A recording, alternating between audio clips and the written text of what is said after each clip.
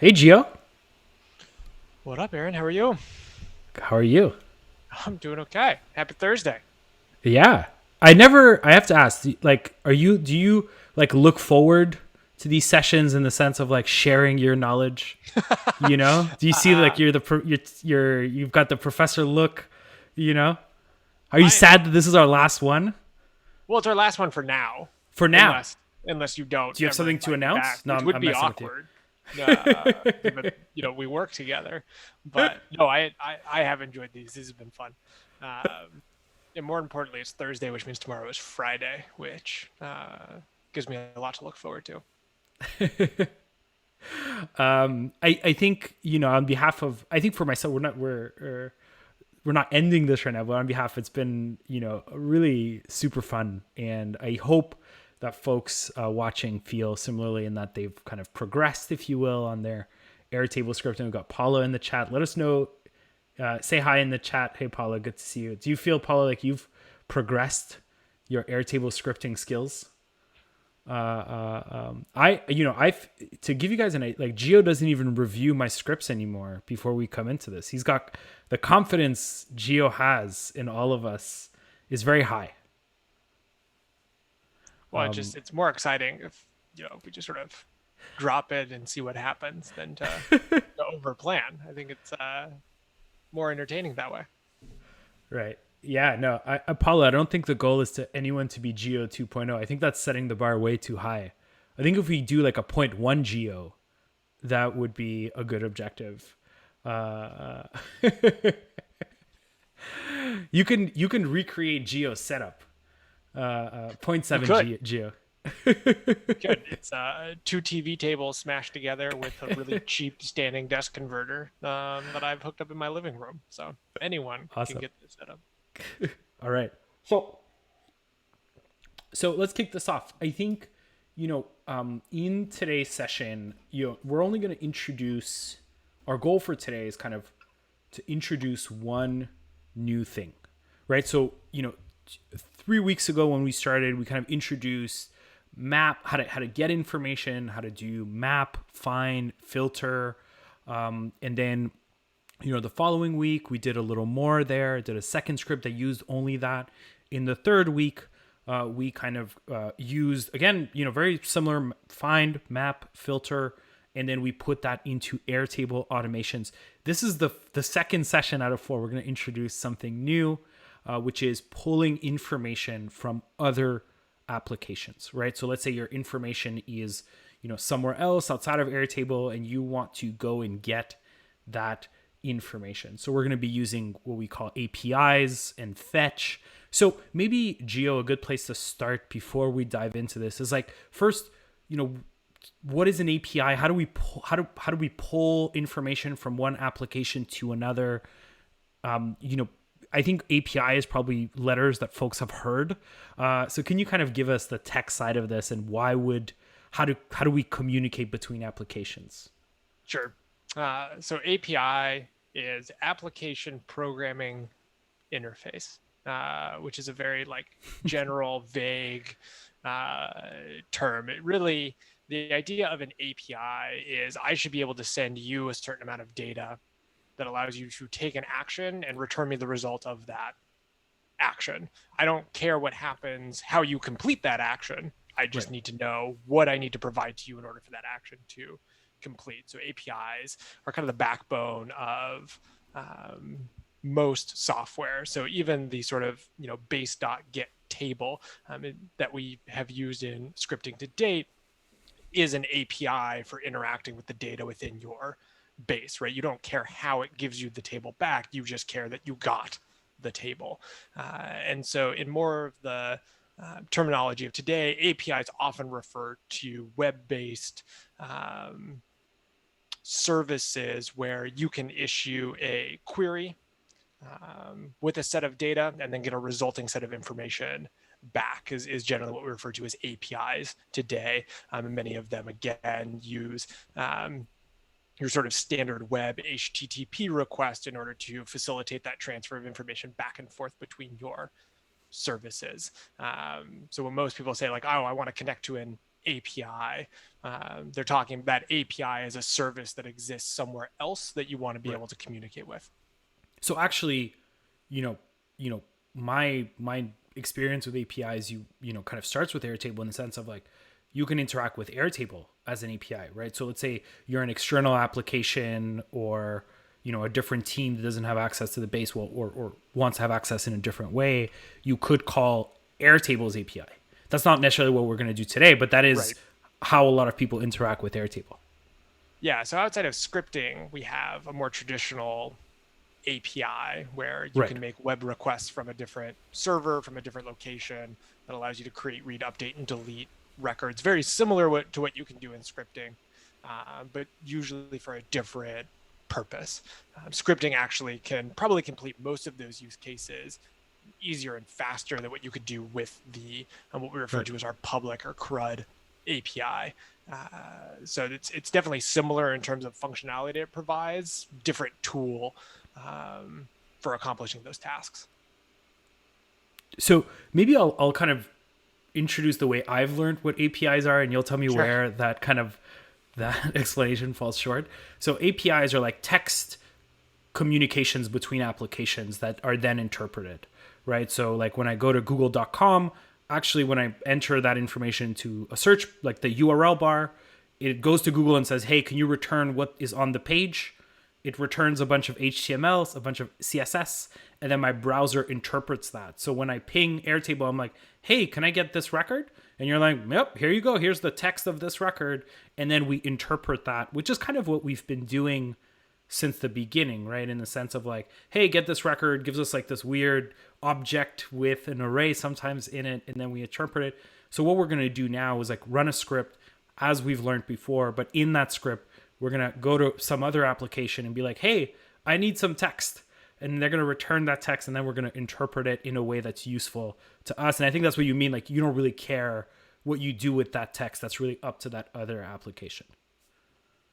Yeah, again, API is kind of an overloaded term. It's got a lot of different meanings and a lot of different use cases within software development. In the case that we're talking about, yes, it's this other service that can take a set of actions for me.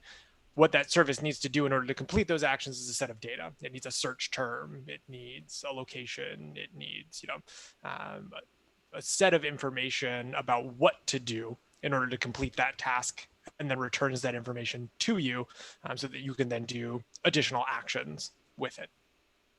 Perfect. Okay. So I think, that was kind of an introduction.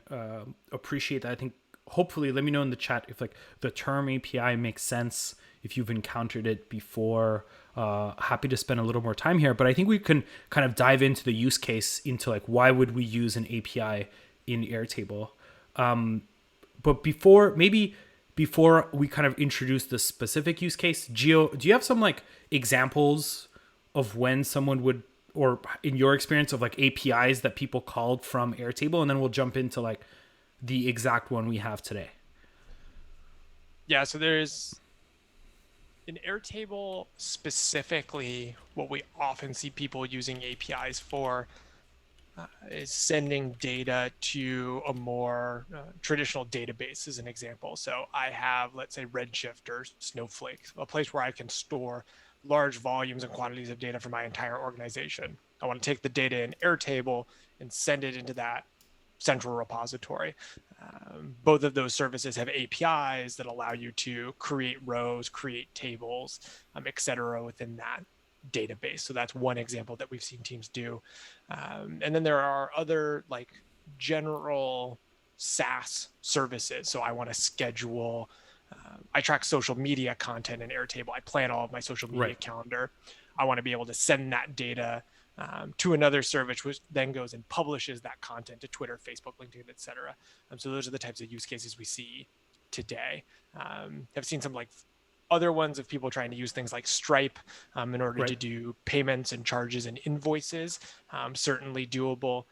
So there's kind of no limit here necessarily to what you can do once you can figure out how to facilitate the communication with that API, assuming the data exists in your base. There almost always exists some way to get that information into that other service so it can take that downstream action. Okay, we're not going to do Stripe today. We're going to keep it very No. scoped. We're going to Yeah. do, okay. So I appreciate that. Thanks for the intro. Okay, so we're going to dive in here. This is where I have to do some magic here. So first things first, we're going to go into like that. And then I'm going to share my screen with you, Gio. Boom. And now folks should see both Gio and myself. And we've got our checklist here. So let me bring that up. That. Okay. So now we've got our checklist. We've done the introductions. And I'm going to kind of start with a quick overview of our use case. We're going to jump into like what API are we going to use today. Do a little bit on what is an API, just introduce it like not theoretically as we have so far. And then we're going to get the weather, which I'll explain in just a moment. All right, so let's update our checklist there. Boom. Okay, so we're back in our kind of our event management use case.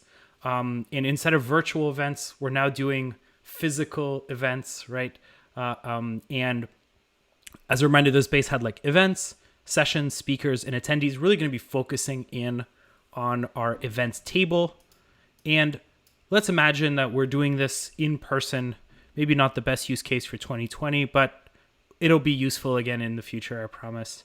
And so imagine that what we want to do is the day of an event, we want to get the weather. So if it's raining, we want to know that right away in the morning, say like 8 a.m., right when the day is scheduled to be like, hey, it's raining. We want to have that information in our base and then maybe trigger other things. If it's raining, we need to go and get additional information. But really what we're going to be focused on is like getting the weather for that day's event. And we're going to use an API, a third-party service that just returns the weather. You say what city, what county, or whatever you're in, and it's going to say, okay, what we expect today is this weather, and then we're going to use that information. So I imagine, Gio, that this might not be the most common what you've seen, but it'll be relatively simple so that we can at least understand how APIs work. Yeah, the data flow is very common, even if the service you are going to send requests to is not. Yeah, the structure is what we're hoping Structure to is kind of very common. Yeah. So essentially, we're going to be kind of working with these fields. So we've got the city, the state, the country, a flag that says whether it's today. I'm really bad at naming fields, so I just call this one today ? It returns today if the event is happening today, and then not today if it's not happening today. And then we want to kind of input the temperature. We want to say, what temperature do we expect? And maybe a little bit around like, is it raining? Is it weather? Is it going to be cloudy? And off of that, we can make decisions. So that's our goal for today. And we're going to be using an API. So now I guess is like, what API should we use? So let's just kind of go ahead and Google this. Weather API. All right, first one, Weather API, OpenWeatherMap. That feels about right. So I guess, Gio, where do you start when you're kind of looking at an API? Yeah, I Google Weather API and then click on one. Some criteria that you kind of want to look at when you're thinking about APIs is a lot of these aren't necessarily for free. So if you're looking to do something more sort of a hobbyist type project, or don't necessarily want to run a bill for querying somebody else's service, you can sometimes also add free into that search. So free weather APIs. There's a lot of those for like currency exchange, for example, that you can get. Right. A lot of them will have some cost associated with them because a lot of these are businesses and they want to make money, which is totally fair. But that's the one other qualifier I will sometimes put in is just free into that search. And then once you're within sort of a page, and when you're looking at like, okay, will this API work for me, is good APIs will have documentation that describe what they're capable of achieving. So like this page here, I always find to be super useful. So it clearly says current weather data. So that to me immediately indicates this API gives me the ability to get the current weather data. So there's a good question in the chat around free services, or like, so I think in most cases, like they're and we're going to be talking today around like what are the defining criteria that you need to look at to be able to run a script in Airtable. Free might be one of your criteria, but there are additional ones around authentication, right? There's certain types of how do you authenticate with the API that will limit whether you can use it in Airtable or not. And we'll talk about that in just a moment. But really, there are many lists of like APIs you can try for free, I think there's a list on GitHub somewhere of like free APIs that are grouped by different categories. So really, there are a lot of APIs out there to play around with. We found this one just for, just to test around, and it was relatively easy to find. But I think what you'll be more limited in is that authentication. So we'll talk about that in just a moment. Okay, so we're here in the documentation. I think a good thing is like, Gio, how do you understand this? Maybe like, what do I do once I have the documentation open? In that, like, what do I need to take away from this? Yeah. So what most docs will show are the different, what we refer to as endpoints that you can send requests to. So the different URLs that you can send requests to, and the data required in order to successfully make a request to that endpoint in order to complete an action. So in this example, right, this allows me to get the current weather data for a location by city name. So you can see where it's sort of parameterized out that URL, usually indicated by squiggly brackets, allow you to say like, this is a placeholder parameter that you would go and insert your value into. So here, if you provide the city name and an API key, that gives me the ability to return you the weather. Additionally, it looks like there are often optional parameters. It looks like they have there can sometimes be useful, where they'll have like additional behavior depending on whether or not you include additional parameters. I always start with the required. You can sort of get into optional later. Right. The first step is often like, do I have access to the information that this API needs? You may not have access to the city name out of the gate in your events table. So this API may not be useful to you because it doesn't work with the information you have available. So I'm going to tell you something I do, which is quite different. I just kind of, I always try to copy paste the API endpoint that I'm trying to ping in a kind of a browser and see what's returned. Sure. So I think we can kind of try that out. So let's copy paste this, open, and just kind of change the value. So let's say this is Austin, and the app ID, let me go and get the API key. It's very important to change later. There we go. Yeah, it's yeah. So this works because what your browser does when we go and fetch pages on the web, right, is you make what's called a GET request. You say, get me the resources at this URL. And so this weather API is structured similarly, where it says, hey, you can make a GET request to that endpoint and we will return you some data. And so it's easy enough to drop that into your browser to simulate that effect. That may not always be true for all API endpoints. So if this doesn't work for you, if you try this with another API, it may not actually be your fault. It may just be that the type of request you're trying to make, your browser can't make through the address bar. Yeah, so I think this is actually one of the like, we're going to be working with GET calls, right? Which is essentially saying like, go and fetch the information from this endpoint, right? And then pull it in. That's a good example. Like we'll get into a little later, like the kind of issues to post and things like that, and patch the different verbs options. But you're right that if you're pulling information, it's usually a GET.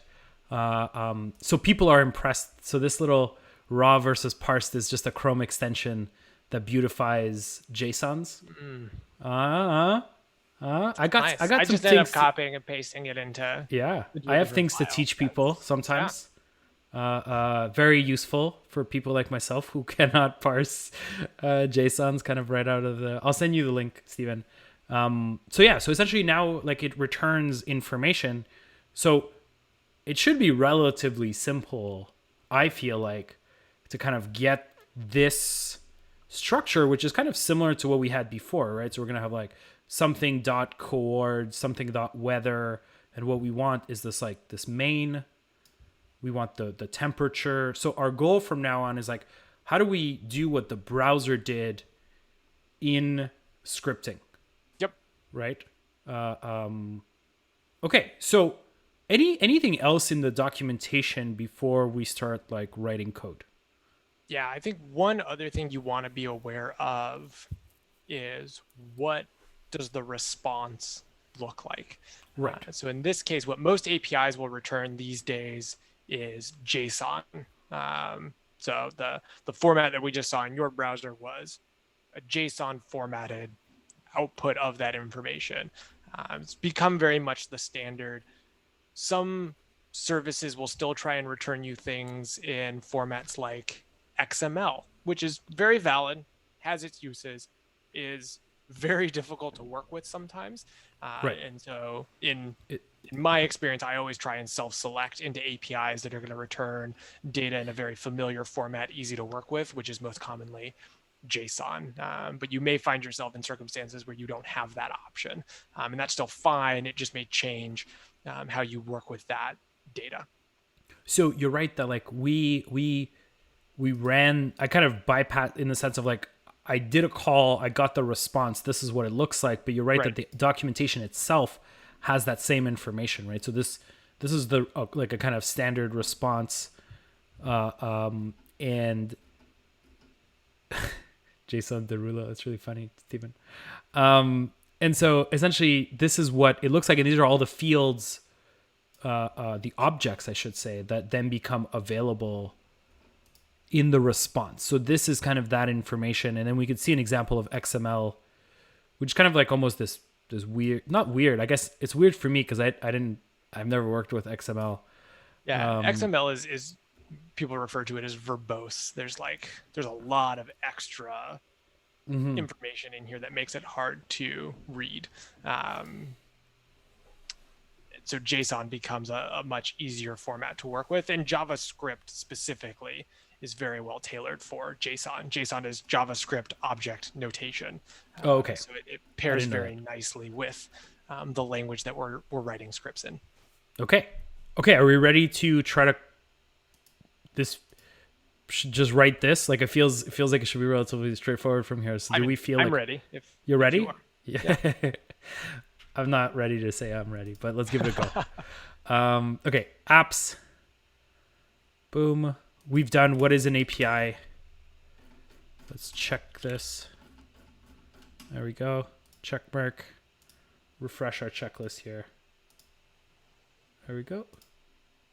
All right, boom. Let's go into scripts. So let's add a script. Install. There's actually an example here. I remember this is when I was doing my. Let's do this. And it's like an API call I can make, right? So how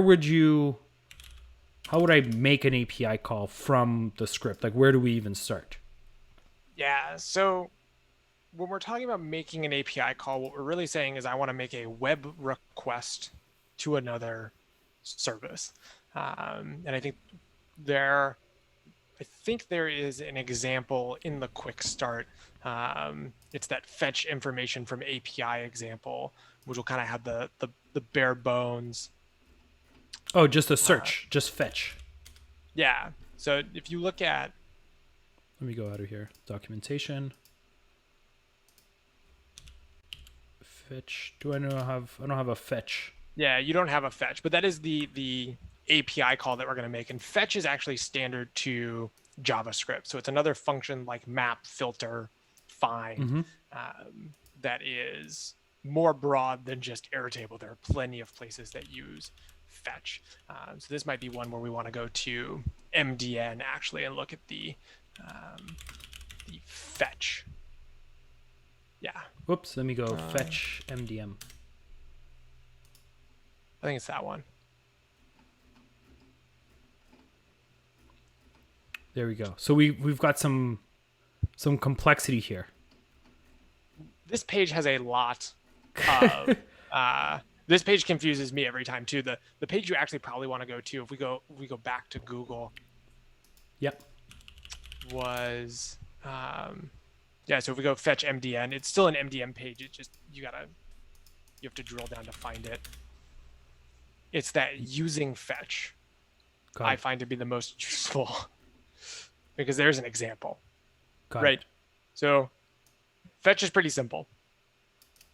I say fetch this URL and it will give me back data.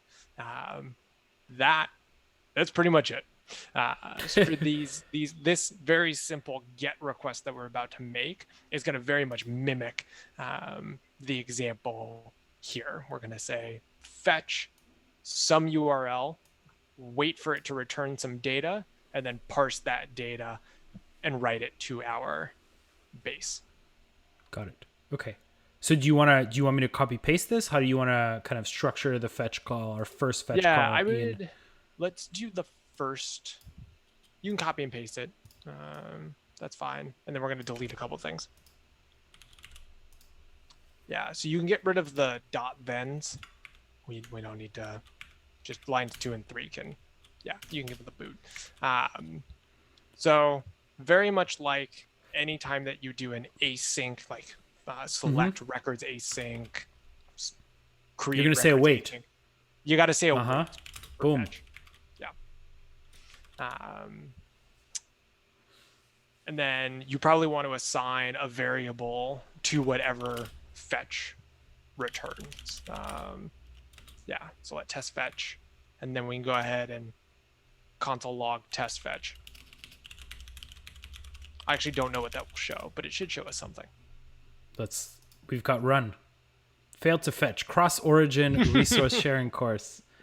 Yeah, and so this is the other thing that you have to be careful of with APIs. And this is a little nuance to scripting app specifically. And not all API documentations are very good about highlighting this. Cross-origin resource sharing is a security policy that browsers enforce. So it allows the receiving service, so in this case example.com, to say, I only want to allow certain people to access my data. You shouldn't just be able to do it from anywhere. And so in this case, example.com is saying, you're trying to make a request from airtable.com for my resources, and I'm not going to allow that. Right. And so it's blocking you. Some APIs will have settings for that, where you can go to a settings page and configure that to be different. Some APIs just sort of blanket block these types of requests, where you're trying to make a request from the browser to their resources. The only way that I have found to consistently know whether or not the API will allow those types of requests is to do what we just did. Got it. Drop it into a script, run it, and see if we get a CORS error.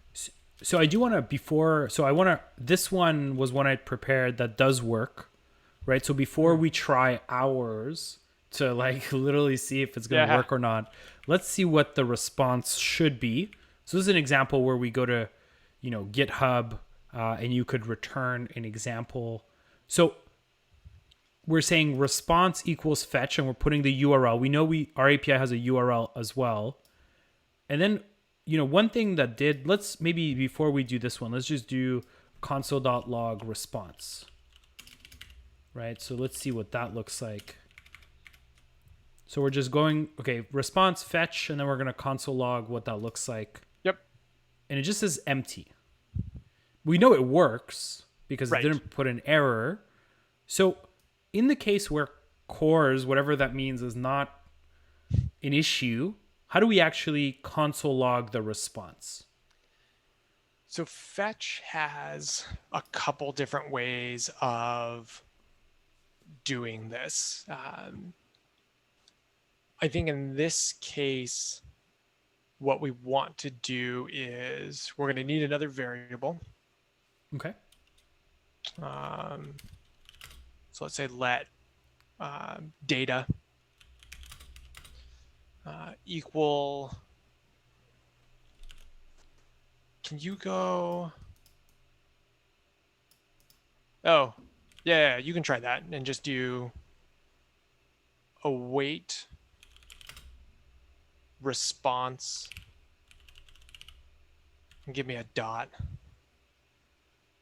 JSON. But the question is why? So this is, yeah, that's very fair. So this is, it's a little, I don't have a great answer for why. This is the way that fetch was implemented, is that you make one step to actually get the request. You then have to call a different function in order to actually parse the data from that response.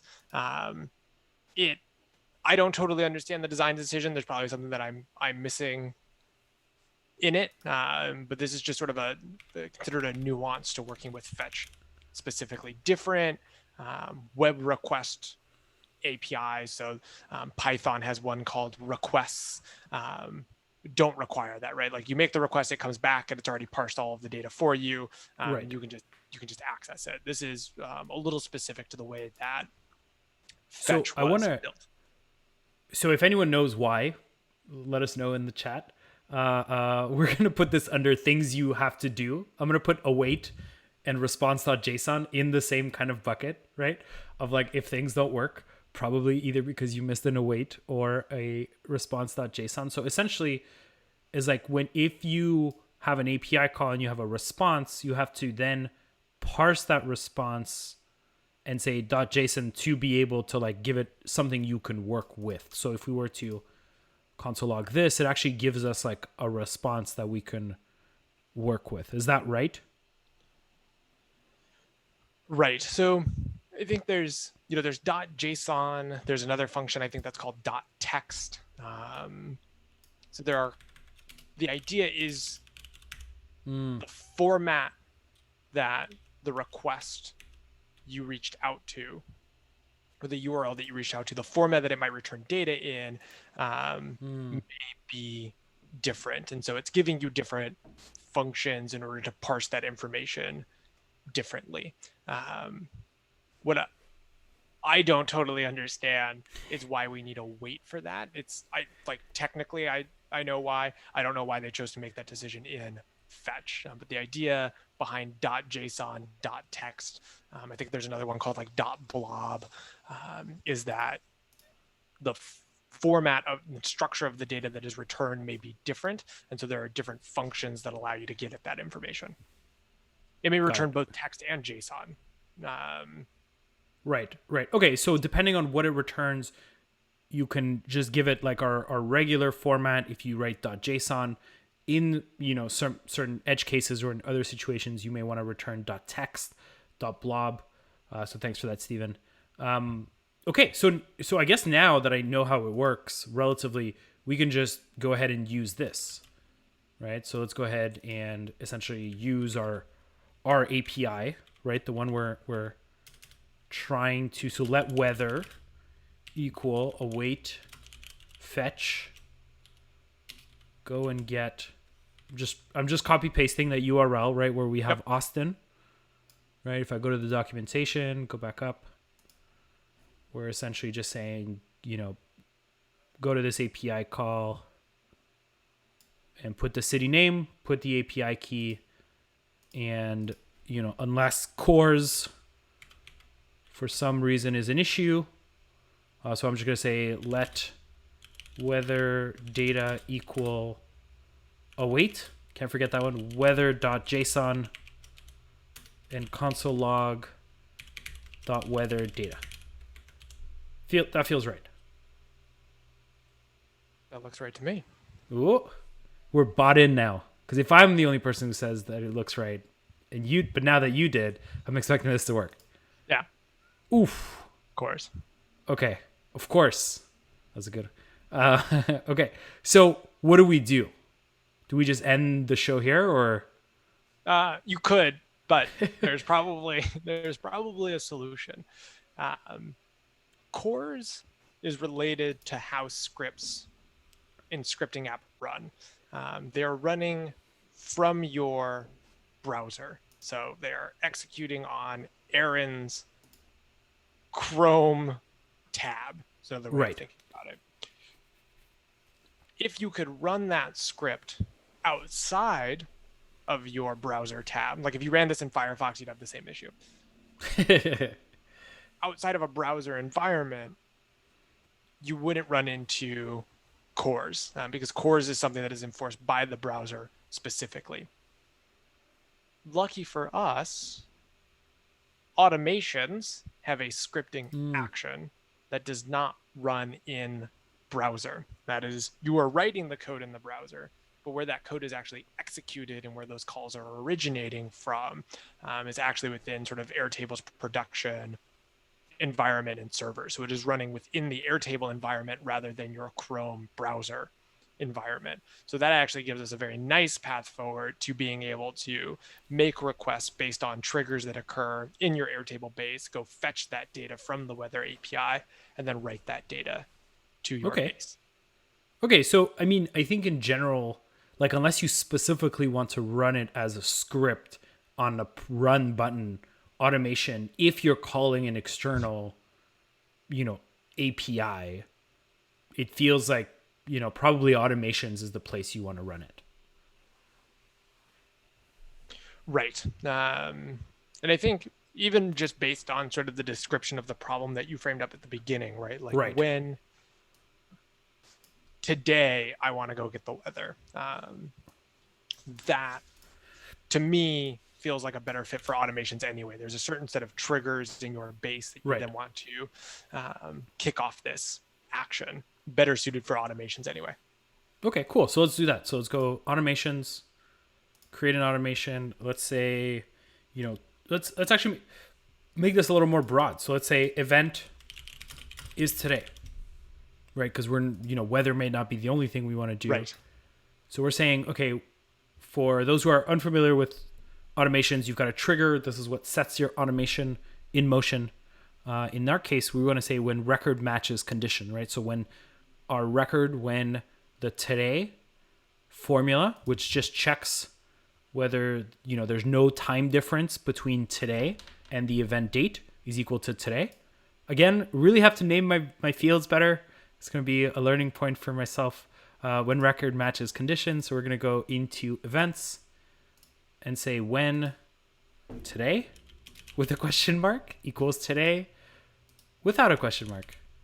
Or actually not is because the other ones also contain another issue. So let's run a test. Let's see what comes back.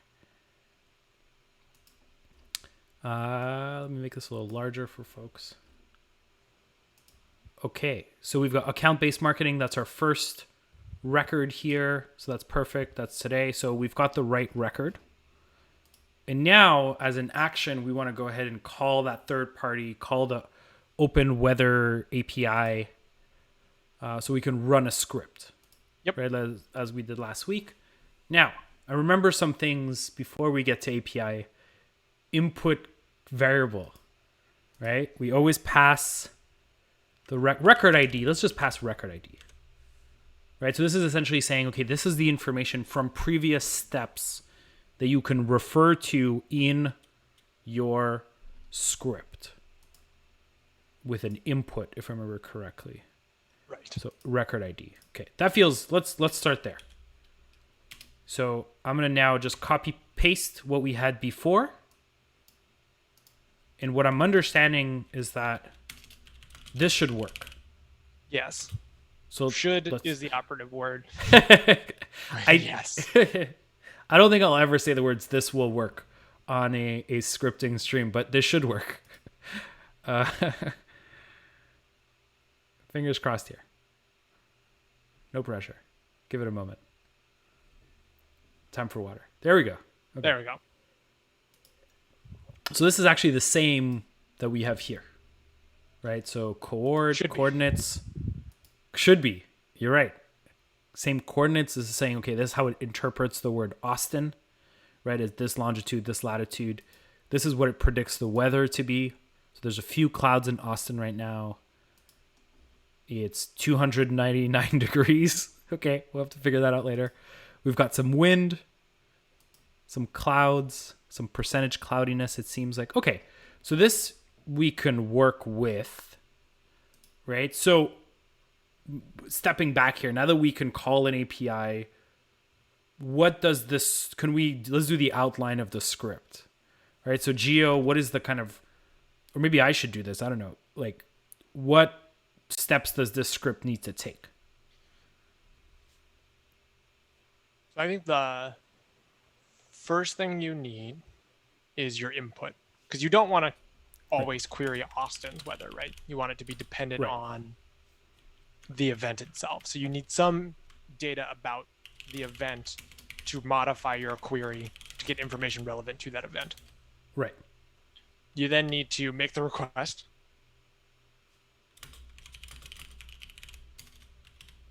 And then we need to output that data for the next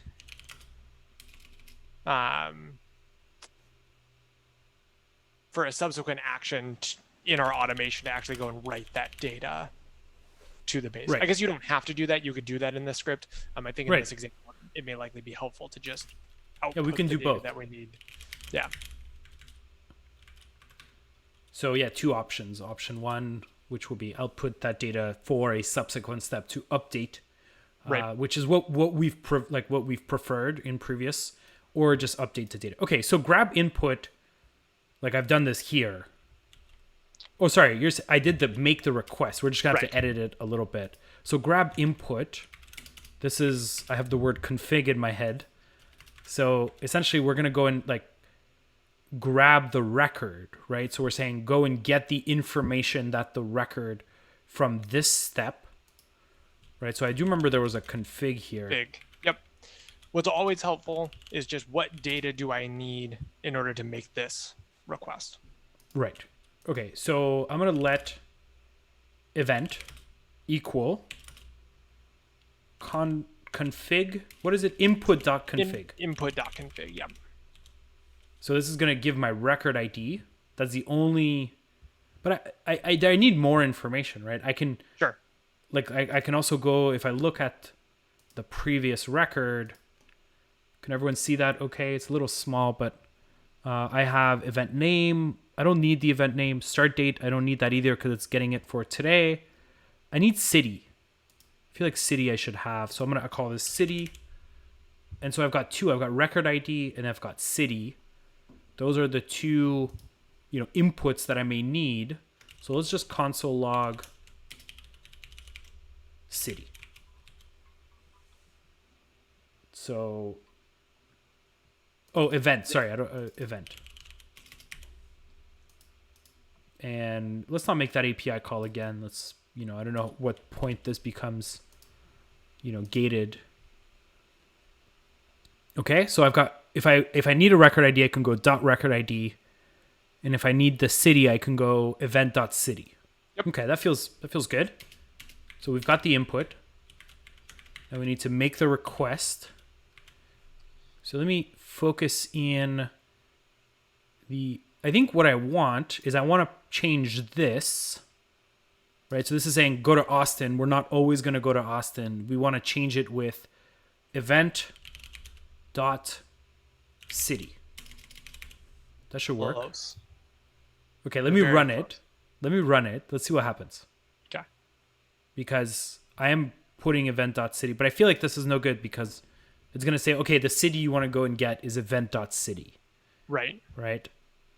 Which is not what we want. Okay, so it says City not 404. City not found. Okay, it's being very explicit in its error, Yes. so we appreciate that. Okay, so how do I actually put a variable in the URL? Yeah, so there's a couple different ways of doing this. My preferred way, and I actually don't know what it's called what the technical word for it is in JavaScript, but it's a way of basically creating template strings where you say, here are all of these parts of my string are consistent, and this Right. part I want to be variable. And so the way you set that up is very similar to what you have right now. The first thing we want to change is, rather than wrapping this in single quotes, you want to do the quote that's kind of at an angle, whose technical name I also don't remember. So Angled quote. Angle quote. Yes. Angle quote.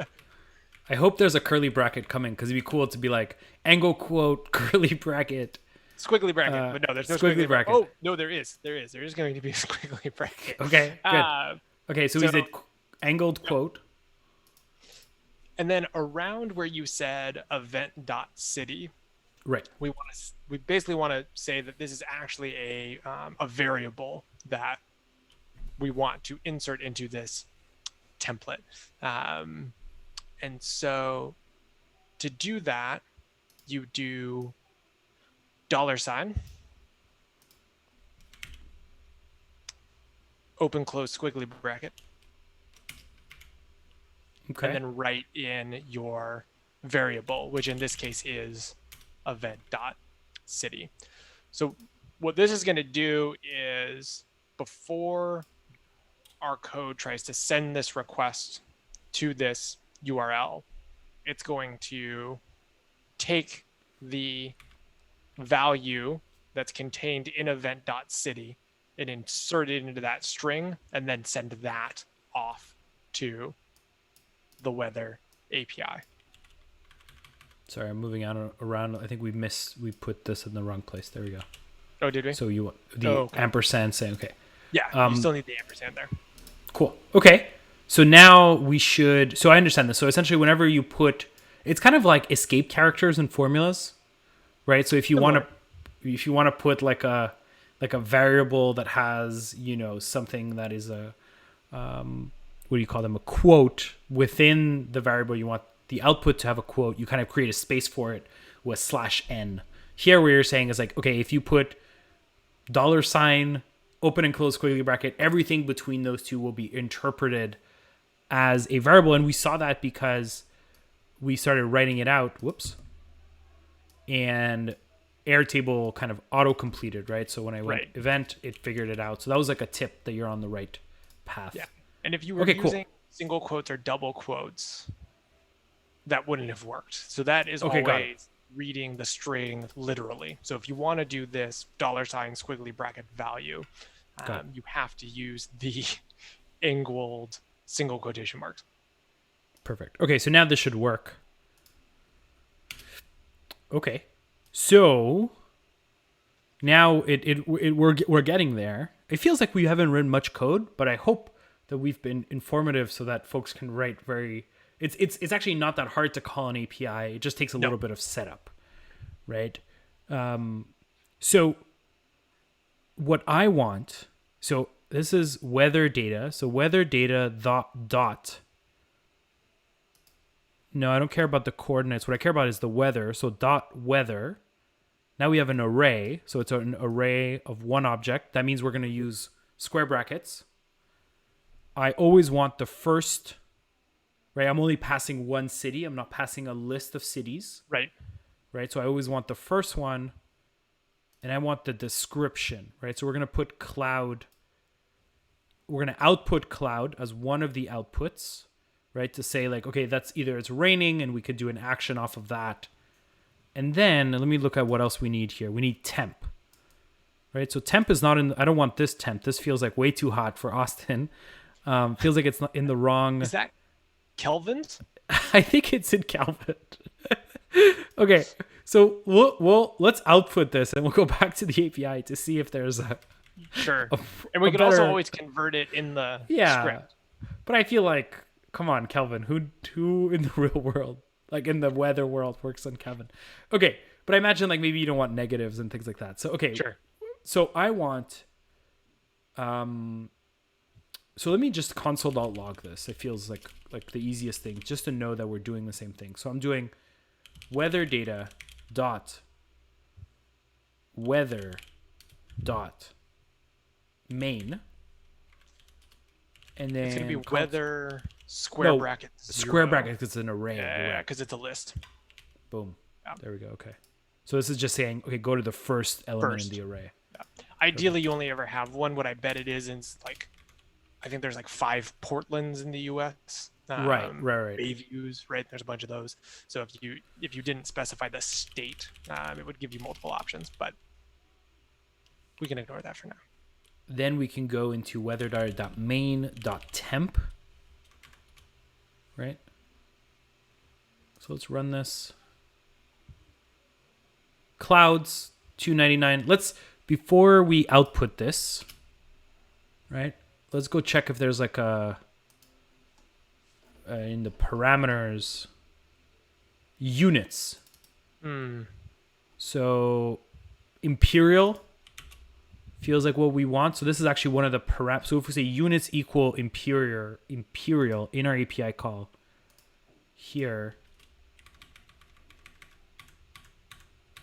So every time there's a new parameter, my understanding is you put an n ampersand units equal imperial.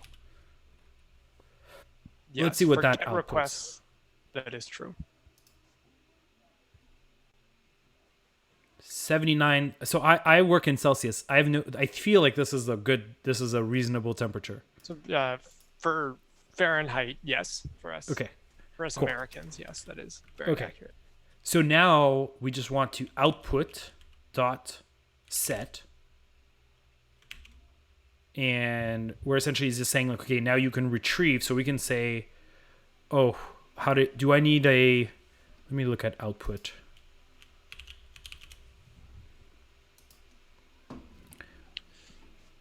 Key string value. Okay, so I can output multiple here. Do you Right. output one at a time? But Oh, you okay. need to give the output a name. So what do you want this? How do you want to reference this in the next automation? Right, so I can just say description. That feels right. And Yeah. then I'm going to go say, okay, description is going to be weather data dot weather 0 dot main. Right? Yep. So this right here. And then I can do another output dot set, which is temperature, which is, comma, weather data going into this one right here. So go and get main temperature. So weather data dot main dot temp. Okay. So let's test that. Okay. We've got the outputs here. So description will be clouds. Temperature will be 79.66. Let me comment this out.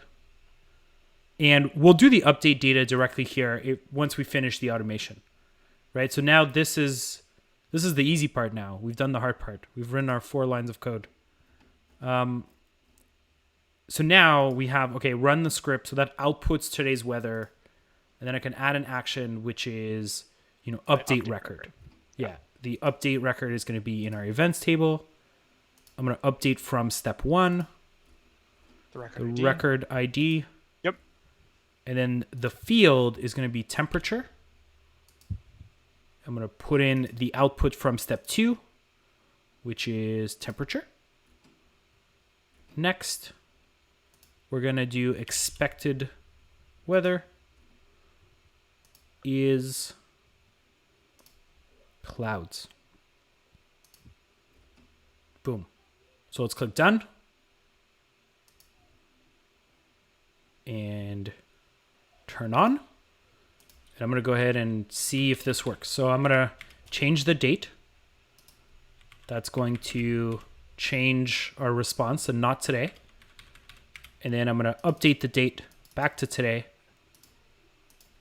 And if all went well, which nope, we now have today. Give it a sec. Running. Boom. We've got our temperature and we've got our clouds. So I think we can go into success. We've called an external API using Airtable, which, I think I'm quite proud of. There we go. The confetti is falling. There is one more way that we can make this potentially even better. And Does I it think we take less can than do it. 4 minutes, Gio? Yes. Yes, it Okay, does. let's do it. Boom, Okay. do it. So one of the problems, not necessarily problems, one of the things with this current setup, right, is you are outputting each value. So say tomorrow you decide you want the humidity as well. You'd have to go modify the script to output humidity and then update the automation, the Right. update record action. What we Yeah. can actually do is just output the entire JSON Whoa. response from the API. And then in your automation, all of those values are available to you so Very that cool. rather than doing this like parsing thing you're doing here, you can do it using the similar to how you parsed records, right? And you can get each field in the record. So if we do, you can leave those as is, and we Yeah. can just add another output for this and do output.set, and let's just call it weather data. And then weather data. Whoa. Are you telling me it's going to like parse it itself? And it's going to man. So run a test. No, you're messing with me. Well, I think I'm right, but I didn't test this ahead of time. So there's a little, yeah, so click in on it. Whoa. And so Can I go like multiple levels in? yes. Wow. So now if you go back to So let me refresh this 1 second. It's giving me a little bit of a I think my no Wi-Fi is struggling a little bit here. all right, threw you for Alex- a loop, and now I'm very excited. Yeah, no, this was unexpected. But I feel like I don't know what's I don't know if it's I've got a page unresponsive here. Oh, well, that's exciting. Okay, let me open this up. Let me close that down. It may have been too much fun for. Let's try that again. But maybe instead of outputting the whole JSON, maybe we output just the main part. Right? Because it'll kind of break out because this is an array. Would that work as well? So then I could have temp, feels like, temp min, temp max, pressure. Yes, Can I do that that as would well? be another way of doing it. You wouldn't have the weather object, but you would have the main Okay. object. So let's now go into update record and let's add a field here. Let's say we want feels like in Fahrenheit. I actually didn't know you could just parse. This is actually new information to me. This is really cool. It is really cool because then you don't have to worry about like you can just output the whole JSON. Yeah, and then that so- code that we wrote becomes fairly arbitrary for any API. So you You're can right, change that you're right. URL. You can change just the API key. It's almost as if we should have like tell me what the URL is, what the parameters are, and then the output of that script is just like you now have the responses of the API and feature steps. Yeah. Yeah. And so that's what we've built in this hour. Okay, so now let's add that action. We never updated it. So Or you just want to add a field to the existing action, right? but I don't have it. I don't think I saved it. Oh, update record. Sorry, I'm all messed up. Yeah. Here we go. I don't need to. It's not just 2020. We don't need to save things. Feels like Fahrenheit. This is a text field right now, so let me change that into a number field. That works. Save. Let's run the test again.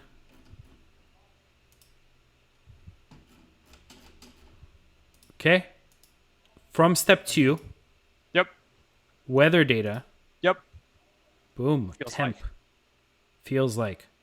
Nice. I love that feels like to 2. It feels like exactly. Let's run the what we said it is. yeah. But you saw how there was additional info there too now, right? So like Yeah. the weather Very data cool. changed your API and added port data. You don't have to change your script to now get access to it. Very So cool. The pressure, you have all of it. So I wonder how many levels does this go, right? So if I've got, and also like what happens if it's an array? Will it input? I'll imagine it would input the whole array. So if it's an array, I still need to specify either like use a map to loop over or specify like a place in the array, or else it'll output the whole array. It'll be the same as working with linked records, right? So linked records Right. in Airtable are arrays. So when you're doing a linked record, you can drill down. You can say, I want the name of the linked records, or I want the ID of them would be the same thing here. You would say, okay, return me all of the names for the objects in that array. If we had like output here. the full, right, where you can get Right. the ID. Yep, exactly. Very cool. Okay. Well, this went 2 was minutes over. No, it's cool. I think this was probably the most worthwhile 2 minutes we've had so far. That's really exciting that we could actually just output the JSON. So I'm actually going to share in the chat. I'm going to create a little base share link so everyone could leave with what we just built. There you go. And I don't know if the automations will be available there. What I'll do is I'll just copy paste this whole thing. Actually, no, I should remove my API key. You should. So you should treat API keys like passwords generally. And I will remove this API key if anyone tries to. Yeah. There we go. So I'm running that, going to go into scripts. So you'll have it in the scripting as well because we're not doing any scripts today. So today's script. There you go. And you can just copy paste that into your automation. Okay. So I think we can do we got the weather. We did. We got the weather. Good job. Check that off. Okay. Well, Gio, huge thanks for coming on today, but more generally, honestly, I think teaching me how to write, like I come prepared to these things, but I truly did not have that much or barely any JavaScript experience at the beginning of this. And it's really exciting to be able to write scripts. So there's a few times where, folks have requested script and I was able to put things together, and then that's all thanks to you. And I hope that, some folks who have joined us, maybe the whole 4 sessions or maybe just parts, now feel a little bit more empowered, hopefully, to write some more scripts. And feel free to reach out on the community forums at community.airtable.com. Reach out to Twitter at Airtable or email support. We're always happy to help. I will be streaming some Airtable scripting, surprisingly, now that I feel a little better.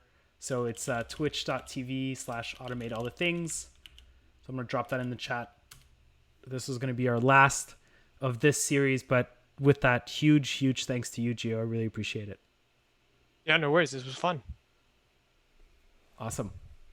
Okay, cool. So with that, thanks everyone for joining. Let me know in the chat if you feel a little bit more empowered to write, a few simple scripts, maybe complex scripts. Gio, are you going to be streaming some Airtable stuff anytime soon? Maybe. As time allows. We'll see. I haven't had time recently, but we'll see if I get back into it. Awesome. Okay. Huge thanks, everyone. I will make sure to follow the channel. We may open up another series in the near future, maybe not, but really appreciate you all being there for this series, and I hope you enjoyed it. With that, bye, everyone. Thanks again, Gio. Thanks, everyone, for joining. Have a good one.